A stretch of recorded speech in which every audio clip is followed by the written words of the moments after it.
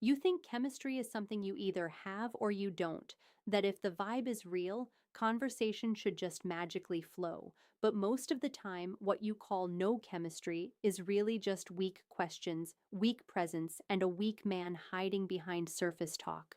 If you need truth like this on a regular basis, subscribe now, because you do not need more dating entertainment. You do not need more tricks. You do not need more shallow advice from men who are terrified of depth and then wonder why every connection feels empty. You need reminders. You need calibration. You need to hear the truth often enough that you stop slipping back into the same lazy patterns that keep your conversations flat and your relationships forgettable. Here's what it really means when people talk about the questions that spark real chemistry. It does not mean memorizing clever lines. It does not mean playing therapist. It does not mean interrogating a woman until she feels emotionally cornered. It means knowing how to ask questions that reveal who she is while revealing who you are. That is the real point. Chemistry is not built through performance. It is built through tension, curiosity, emotional contrast, and presence. And questions either open that door or slam it shut. Most men get this wrong because they think the goal of a question is to keep the conversation alive. No, the goal is to make the conversation come alive. Big difference. One is maintenance, the other is creation. One is fear based, the other is grounded. When you ask boring, safe, predictable questions, you are not building chemistry. You are filling silence because silence scares you. What do you do? Where are you from? How many siblings do you have? Fine, necessary sometimes, but if that is all you bring, then you are not leading a conversation. You are processing a form, and women feel that immediately. They feel when you are talking to them versus when you are just cycling through approved social scripts. They feel when your attention is sharp and when your attention is just performing politeness. They feel when your questions have life in them and when your questions are nothing more than nervous placeholders. That is why so many men walk away confused. I said all the right things. No, you said all the expected things. That's not the same. Expected doesn't create polarity. Expected doesn't create depth. Expected doesn't create emotional movement. The hard truth is this: if your questions are weak, it usually means your inner world is weak in that moment. You are not curious. You are cautious. You are not engaged. You are managing risk. You are asking what feels safe instead of what feels alive. And that is why the connection dies before it ever gets the chance to breathe. Why does that happen? Root cause: because too many men are addicted to approval. They ask questions like men applying for acceptance, not men exploring reality. They are trying not to mess it up. They are trying not to look weird. They are trying not to be too much. So they flatten themselves. They drain the edge out of their voice. They drain the honesty out of their curiosity. They stop speaking from instinct and start speaking from fear. That's called self-censorship. That's called trying to earn connection by being harmless. And it costs you everything. It costs you attraction because there is no emotional texture. It costs you momentum because the conversation has no pulse. It costs you self-respect because deep down you know you are hiding. You know you are editing yourself into irrelevance. You know you are choosing safety over substance and then pretending you just haven't met the right one? No. Sometimes you met her. You just met her with your real self locked in the trunk. Real chemistry starts when the question carries more than information. It carries intent. It carries emotional risk. It carries playfulness, clarity, challenge, and genuine curiosity. The right question does not just ask, "What happened?" It asks, "Who are you inside what happened?" That is where chemistry begins. Not in data, in revelation. That is why "What do you do?" almost never lands the way men hope it will. It's not evil, it's just dead on arrival if you leave it there. A woman answers with a job title. You answer with a job title. Congratulations. Two LinkedIn profiles had a meeting. No spark, no tension, no aliveness. But when you ask, what kind of work actually energizes you and what kind makes you shut down? Now you are somewhere. Now you are asking for contrast. Now you are inviting honesty. Now you are listening for the shape of her inner life. That is the difference. The wrong man asks questions to avoid silence. The right man asks questions to uncover truth. The wrong man is fishing for material. The right man is feeling for depth. The wrong man wants conversation to be easy. The right man wants conversation to be real. And no, real does not mean heavy all the time. This is another place men get it wrong. They hear deep questions and suddenly they start acting like low budget philosophers on the second date. Relax. Real chemistry is not built by sounding profound. It is built by being present enough to follow what actually has energy. Sometimes the right question is playful, sometimes it is sharp, sometimes it is warm, sometimes it is disarming. But it always does one thing: it moves the interaction out of autopilot. So, what kinds of questions actually create chemistry? The questions that spark chemistry are the ones that reveal values, emotional patterns, lived experience, tension, desire, contradiction, and self awareness. Questions that let her show you who she is, not just what she does. Questions that create an emotional picture, not a resume. Questions that invite her to feel something while answering, not just recite facts. Instead of asking what her ideal weekend is, ask what kind of weekend makes her feel like herself again. Instead of asking if she likes her city, ask whether this city feeds her energy or drains it. Instead of asking what she wants in a partner, ask what kind of energy around a man makes her relax and what kind makes her shut down. Do you hear the difference? One is generic, one is alive, one gets slogans, one gets truth. But this only works if you ask from a grounded place. If you use good questions as a manipulation tactic, it collapses. If you ask with that needy look in your eyes, like every answer is a clue to whether you are getting chosen, she will feel that too. And then even a strong question becomes a weak move because weak energy is carrying it. That is why the real issue is not just what you ask, it is who you are while asking it. Picture the man who understands this. He is not rushing. He is not performing seduction like a salesman trying to close a deal. He is not trying to impress her with how deep he is. He is calm, he is awake, he is interested but not overeager. He has standards, so he is not just trying to get chemistry out of her. He is also measuring whether chemistry is even worth building. That changes his tone. That changes his pacing. That changes the quality of his questions because he is not begging for connection. He is exploring it. He asks with steadiness. He listens without interrupting. He follows the thread that matters instead of jumping back to his script.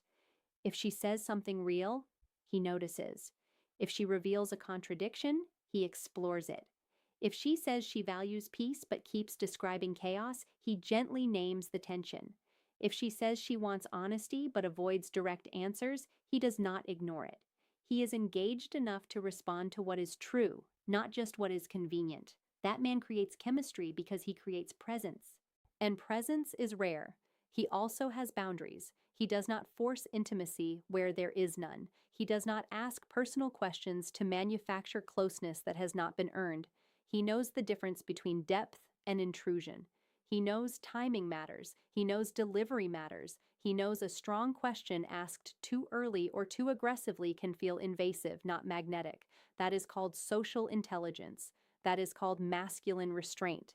Because let's be honest, some men are not bad at questions. They are bad at calibration. They ask something intense too fast because they want a shortcut to connection. They want to skip the natural unfolding. They want to bypass the uncertainty. But chemistry is not built by ripping the roof off the house in the first 5 minutes. It is built through pacing, through earned openness, through the slow increase of honesty and tension. You do not force that. You lead it. So do this. Ask questions that open emotional texture. Ask what she has changed her mind about in the last few years. Ask what kind of people make her feel calm. Ask what she used to chase that no longer impresses her. Ask what she protects fiercely in her life now. Ask what kind of conversations she never gets tired of. Ask what she values more as she gets older. Ask what makes her feel deeply respected. Ask what she had to learn the hard way. Ask what kind of environment brings out the best in her. Ask what she trusts quickly and what she trusts slowly. Those questions create windows. They create shape. They let both of you step out of generic land and into reality. Now stop this. Stop interviewing. Stop jumping from topic to topic like a nervous host trying to keep the audience entertained. Stop asking questions you do not actually care about. Stop pretending surface level banter is chemistry just because nobody is uncomfortable. Stop using canned lines with no emotional backbone. Stop asking safe questions in a dead voice and then blaming modern dating for the emptiness you helped create. Redirect your attention. When she answers, do not rush to the next question. Stay there. Mine the moment. If she says she values peace, ask her what disrupted peace used to look like in her life. If she says she loves spontaneous people, ask whether that means freedom to her or chaos dressed up as excitement. If she says she is very independent, ask whether that independence feels empowering or whether part of it was built because she got tired of being disappointed. Now, you are not just asking, you are listening with spine. This is where most men fold, because once the answer gets real, they panic. They either joke their way out of it or get too intense. Two extremes, both weak. The first man cannot hold depth. The second man cannot regulate depth. But the strong man can sit inside the moment without grabbing at it or running from it. He can let honesty breathe. He can let tension exist. He can hear something meaningful and not turn it into a performance opportunity. That is power. And understand this clearly. Chemistry is not just about making her feel seen. It is also about whether she feels you are a man worth seeing. If your questions are bold but your presence is shaky, it will not land. If your questions are thoughtful but your energy is approval seeking, it will not land. If your words are strong but your body says insecurity, it will not land. Congruence matters. The question, the eye contact, the pacing, the stillness, the self-respect, all of it works together. This is why some men ask simple questions and still create spark, because their attention is clean, their presence is strong, their curiosity is genuine. And this is why other men ask deep questions and create nothing but discomfort, because underneath it all, they are still trying to extract validation instead of build connection. So ask yourself this, self. When you ask a woman a question, what are you really doing? Are you trying to know her, or are you trying to manage her perception of you? Are you inviting truth, or are you hunting for approval? Are you building a moment, or are you avoiding one? That question right there will expose you. If you want real chemistry, you must become a man who can tolerate real answers, not just flattering answers, real ones. Answers that challenge your assumptions, answers that reveal incompatibility, answers that force you to decide instead of fantasize. Because chemistry without discernment is how men end up bonded to women they were never truly aligned with. And that is another hard truth. The goal is not to create fireworks with everyone. The goal is to create real connection with the right woman and have the self-respect to let the wrong one go. That means your questions should not only spark chemistry, they should also reveal character. Ask what she does when she feels overwhelmed. Ask what accountability looks like to her. Ask whether she thinks peace in a relationship comes naturally or must be built. Ask what respect means in conflict. Ask what she has had to unlearn about love. You are not interrogating. You are discerning. There is a difference. One is desperate. One is grounded. And here is the reframe you need. The best questions are not tricks to make women feel something.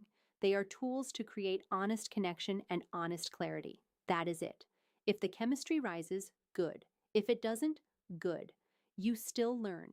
You still stay rooted. You still leave with your dignity intact. Because your worth was never hanging on whether one conversation turned electric. You stop chasing spark at any cost. You stop performing depth.